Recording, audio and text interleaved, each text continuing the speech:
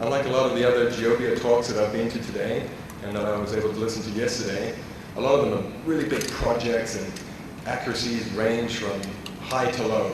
Well, I'm going to talk to you today about a widget, a GEOBIA widget that solves a real-world problem that's part of a much bigger system that I'm going to be talking about tomorrow afternoon that I'll invite you to. So the title of my talk is, I have to read it here, Geospatial Object-Based Mosaicing of High-Resolution Thermal Airborne Imagery. We're using a sensor called the TABI 1800 to improve roof shape and thermal statistics. My name is Jeffrey A. I'm an associate professor at the University of Calgary in the Department of Geography. I'm also a member of a new institute called ICE, the Institute for Sustainable Energy, Environment, and Economy. And this work has been done as part of my PhD, so one of my PhD students, Rahman. So Mustafis had just completed his candidacy exams a couple of weeks ago, or a couple of days ago rather. So he's been out of the loop for about 3 months. So I've been putting this together in the hotel last night. So I'm going to give you the context for all of this work. Where I live is a city called Calgary, Alberta, Canada. And this is an image showing a beautiful big blue river going through it, the mountains in the background, and a very large city. There's about 1 million people that's living in it. From a Canadian perspective, that's pretty large. You'll notice that there's snow in the background. This is the summertime.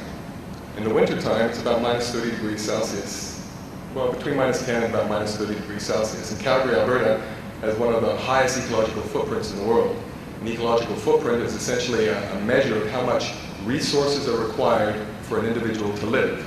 The world average is about 87.87 hectares. So you need about 100 meters by 100 meters of resources, of food, of plants and animals and things like that to be able to grow the plants that you need to eat, to have the wood that you need to burn for fuel, the water you need to drink, the textiles to do all these different things with. In Alberta, in Calgary, our ecological footprint is about 9.8. In a simple term, that means that we would require about 7 or 8 other planets for everybody to be able to live the way that we do in Alberta. The reason is because in the wintertime it's very cold and we use a lot of energy. That energy is used primarily to heat houses. Okay? So the city of Calgary as a group, as an organization, and as a commercial group actually, wants to be able to implement a series of different programs to be able to reduce the amount of energy that's being used. So there's a whole bunch of things here. As part of the Climate Change Accord, the City of Calgary Greenhouse Gas Reduction Plan, the Sustainable Direction Plan, the city is seeking an implementation strategy to reduce greenhouse gas emissions and promote low-carbon living that is cost-effective, actionable, and is able to reach a wide city audience. And I'm going to talk more about this later, but our solution that we're referring to is called the Home Energy Assessment Technologies Project, or the HEAT project. This is a very simple web page that this is a new part of the web page that we've developed here, but essentially HEAT is a free GeoWeb decision support service, and it's designed to help residents do a variety of things. The first is to improve their home energy efficiency, save their money, reduce their greenhouse gas emissions, and the primary tool set that we use to be able to develop this tool set is a thermal infrared sensor on a camera, or thermal infrared camera on an aircraft. So we're able to get images that are not just the visual images that we typically see, but we're able to see thermal energy, the heat that's leaving, so radiant energy that's leaving the system. So we can see if a house is hot or cold, and actually the location of where the energy is leaving. And we put this together on a GeoWeb environment, and we've made it available so people can actually log in on their web browser, click onto their house and see the energy that's leaving their home. But if you want to know more, that's for tomorrow. Now, as part of being able to do this high-resolution imagery we have is quite impressive. In fact, it's the highest resolution thermal airborne imagery that we're aware of anywhere in the world. It's from a new sensor called the TABI 1800. This is a thermal image showing the city of Calgary, the lower portion of the city of Calgary. There's a gray squiggly line near the top up there. Go to the mouse here. This up here is a river system, and another river system that's coming through here like this. White areas and road structures. This is the portion of the downtown core. In the thermal image, bright means warm, or hot, and black means relatively cold. Okay? So this is a mosaic. This is not a single image. This is a series of flight lines. So there are a series of images here. In fact, for the entire city of Calgary, we need 36 flight lines that are at 50 centimeter spatial resolution that are required within it depends on this. At 50 centimeters, it takes about 9 hours to acquire. At 1 meter, it takes about 4.5 hours. We can do it on a single tank of gas. The key is we have overlap. By a mosaic, I mean individual flight lines have flown and the data sets are joined together. Each of these data sets has an overlap of about 30 to 35%. Within these 35 to 35% individual flight lines, they are individually geometrically corrected and mosaic together. In the traditional mosaicing form, it's using superimposing. You simply take one image and put it on top of the other. Every single pixel is geometrically corrected. Each are using the same algorithms, so you have an overlap, and the overlap should be perfect, but aircraft tend to do all sorts of things. They don't have perfect straight lines. Now, the reality is that this overlap is arbitrarily defined. Most of the imagery is arbitrarily defined. They just take the two data sets and put something down the center. But there are some problems. With thermal imagery, the data are acquired at different times. Time 1, time 2, time 3, time 4. And because the mosaics are arbitrarily defined and just slapped on top of each other, we have a series of problems. We have thermal differences because of local microclimatic variability. When the wind blows, the temperature changes. Okay? And it's been acquired very late at night. The imagery are not acquired during the day, so we're trying to be able to reduce the effect of solar radiation. We're just looking for the ambient temperature that's leaving. In this case, the dark black objects represent houses. The white objects represent the roads. The gray areas represent the different landscape around the outside. And as you can see, there's a problem here. This house is chopped, and a portion of it's chopped off, and the gray tones are different. Not only that, but there are different temperatures, or average temperatures on both sides, even though it's the same geographic object, and the shapes are distorted. So we need to do something about this. So the problem is very simple. Necessity is the mother of invention. We have a problem. We need to be able to do something because we look at an individual house and need to find the hottest locations in your house. The 6 hottest locations around the edge of your home, the 6 hottest locations inside. But if your house, the image was acquired at 2 different times, which one of those 2 actually has the hottest information in it? They should be normalized in some case. There's a lot of other goodies that have to go on with thermal imagery. But in this case, I'm just going to try to solve this one problem. So during the mosaic flight line joining process, rooftops are arbitrarily bisected. This is the traditional problem. It results in visibly reduced building structures within the scene, complicates hotspot detection, and it adversely affects the energy models that we then base our information on because the energy we're getting from is not from a single instant, but from multiple instances. So our solution is we propose a GEOBIA solution, and it's referred to as object-based mosaicing. Now, it's a geographical object-based mosaicing. It's actually house-based mosaicing that automatically joins 2 thermal flight lines around a roof object rather than bisecting them arbitrarily.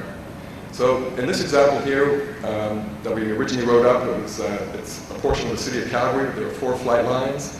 They're 2.5 kilometers in width, and it's 8 kilometers long. It's a 1 meter spatial resolution. Each flight line has 30% overlap. Since this time, we've acquired data for the full city, and we've actually already segmented, we've already put together 36 flight lines. They look beautiful. There's some other problems. In this case, though, there are about 9,000 homes, of which about 250 of them have been cut in half. There are 9,000 homes in a city with 450,000 homes. So this is just our first test. So this is an example of what some of the thermal imagery looks like. At the bottom right is the zoomed out picture using ND. So this is your cul-de-sac in the center here. These are your roads, and these white spots are your driveways. When you zoom in here, you get this image. So this is your road. You can see your vehicles. You can see individual houses. Now if we zoom into this location up here, we get this image. You can see that this is the home outline. There are some white dots on the top of the houses. Based on the structure in Canada, our attic spaces are left open. We want the wind to come through and take the moisture away, otherwise we get freezing problems. You have vehicles in the driveway here. You have a front doorway going to this location here. You have a tree here, and there's all this smudging. Anyone know what that is? When the wind blows, the temperature is different. So you have a tree shadow, you have a wind shadow, so the directionality of the wind is actually in this direction. So there are all sorts of cool things that you can do about reducing the climatic effects if you know the wind directions. Oh, I have 5 minutes of trouble. All right, so here it is. Here's the simple idea. We want to take our houses. So the simple idea for me was I actually went to the industry folks and said, fly down the roads. If you fly down the roads, I can bisect straight down the roads, and we don't have a problem. And they laughed at me. They said, why don't you bisect the houses? And I thought, how do we bisect the houses? If we had a GIS database that we could do it with, it'd be great. But I'm trying to build this with just GEOBIA only. So the objective is we take a house that we've defined using some form of GEOBIA methodology. We put a buffer around it. The buffer is equivalent to about 1.5 times the spatial error that we get from the provider, the service provider, for the imagery. Usually it's plus or minus 2 pixels. This is our arbitrary flight line join that we're getting. What we do is we take the flight line join and we join it around the buffer. So now we have a new object, or a new mosaic line. And the result is beautiful. Here's our house up on the top left-hand side, being split down the center, and here's our one here. Why is it not split? Because we go around it. We're not splitting it. We're only assessing it from a single timeline, and we can do that because it's within 30 to 35% overlap. Very simple, it works beautifully. Now, I got my student to start programming this. It took him 2 weeks. I mean, like, the processing took 2 weeks. So I helped him out, and it took 2.5 hours. So what I did is I went online to the IDL community, and I posed a question: can the IDL geometry geniuses out there think of a fast way to create a 2D mask that automatically does what I needed to do? I gave him an example. Someone came back to me, Dr. Jeremy Bedlin, who's working in astronomy. His processing ideas were 2 lines long. We went from 2 weeks to 2.5 hours to 2 minutes. So we implemented this portion, and the results are quite excellent. This is an example of the pseudocode that's required to write this. I wrote the pseudocode, my students were implementing it. Essentially what you see here are each of the different colors represent individual flight lines. The pieces in between represent the mosaic overlay.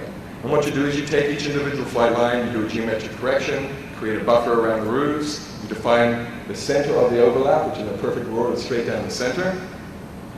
You define an initial mosaic outline. You adjust the outline. This is going around the blue here, going around them. You create a blank map. You take this piece, you cut it, basically cut and paste it around this edge, and you stick it into the blank map. Because everything's geometrically corrected, you do the same on the other pieces, and every pixel is going to be independent, and the map will fit seamlessly together.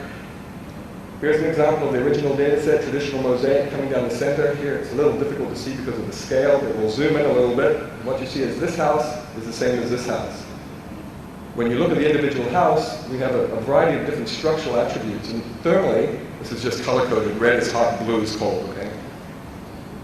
Structurally, the houses look different. The sizes of them are different. It's 5 square meters different.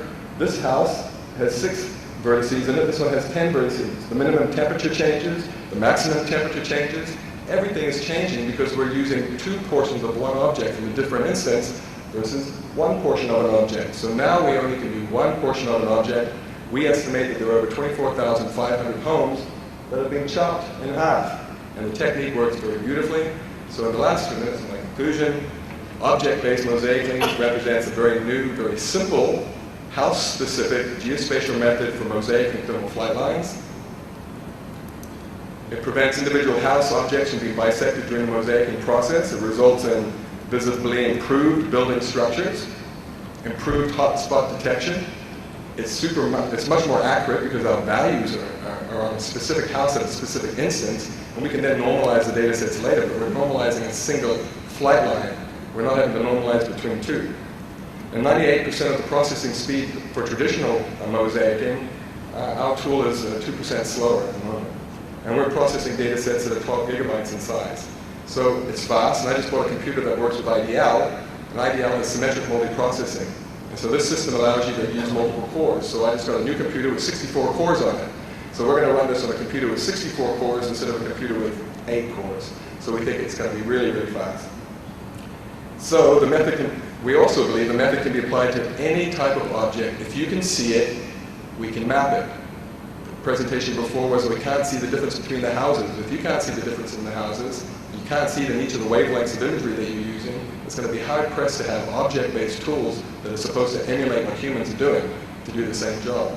So you need to be able to extract the things from the imagery first, or enhance the imagery in such a way that your tool sets will be able to use them.